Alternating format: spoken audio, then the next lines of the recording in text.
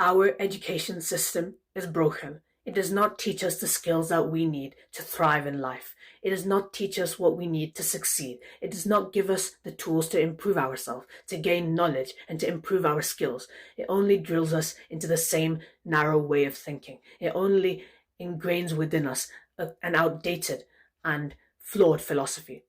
It teaches us conformity and compliance instead of opposition and challenge. It doesn't teach us how to change existing structures. It teaches us how to conform to them and how to mold ourselves to fit them. It doesn't adapt to who we are as individuals and how we want to shape our lives. It makes us go down a certain path. It forces us into one way of thinking. This is not the right way to teach our children. This is not the right way to have education. Our schools are Victorian exam factories rather than centers of learning. We are encouraged to learn for tests rather than for the sake of learning. We are encouraged to comply rather than to challenge existing ideas. This is inherently flawed. This does not teach us critical thinking. This does not teach us how to actually operate in the real world and how to improve ourselves, how to develop as individuals and as communities and societies. This is why we are seeing a regression in social outcomes, because our education system is inadequate for addressing the challenges that we face today. Education should encourage a love of learning and enthusiasm for improving oneself, rather than a fear of it, rather than dread at what is coming next. The way that the education system is structured is designed to punish rather than to improve growth, rather than to actually develop people. Labour's curriculum and assessment review is a good first step, reducing the amount of exams, introducing new teaching methods that actually teach people how to tackle disinformation, how to tackle the challenges of our modern world. But it is not enough. It is not enough just to reduce the exams. We need to fundamentally change how we actually measure success. Exams are not a metric to measure success. It's a metric of how good you are at memorization, not how good you are at thinking.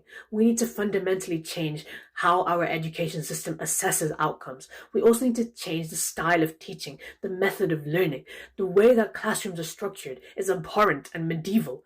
It is rows of students lined up, facing the teacher, listening rather than debating, not discussing, just merely absorbing what is given, rather than challenging existing ideas, rather than asking questions and challenging the paradigm, challenging the existing status quo.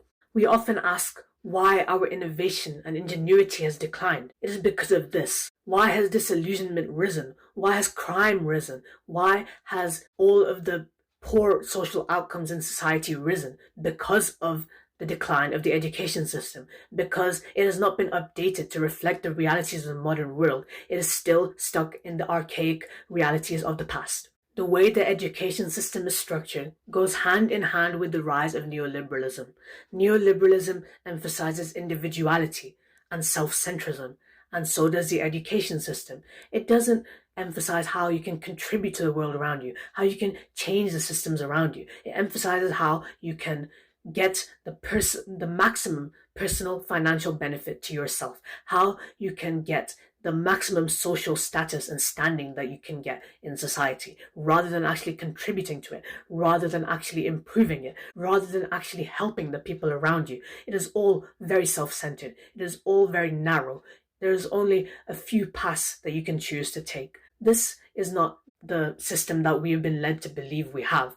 We have an illusion of choice rather than the reality of choice. This is what neoliberalism truly is. It is liberty only in name. It is democracy only in name.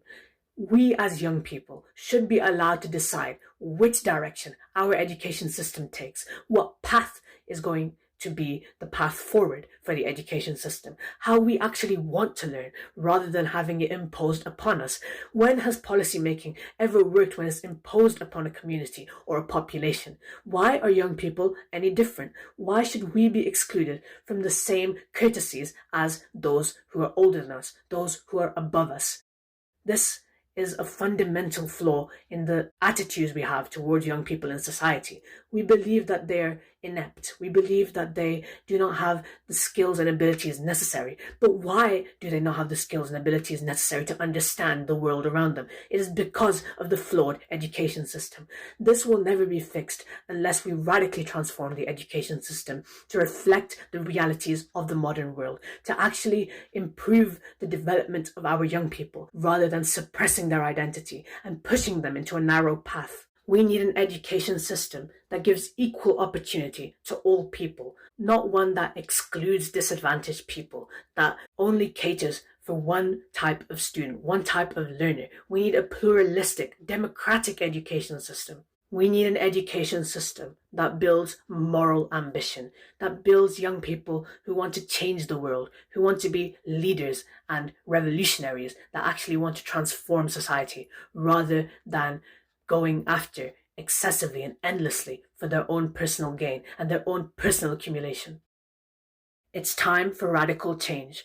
It's time to transform the Victorian education system. It's time to shatter the fallacy of neoliberal orthodoxy.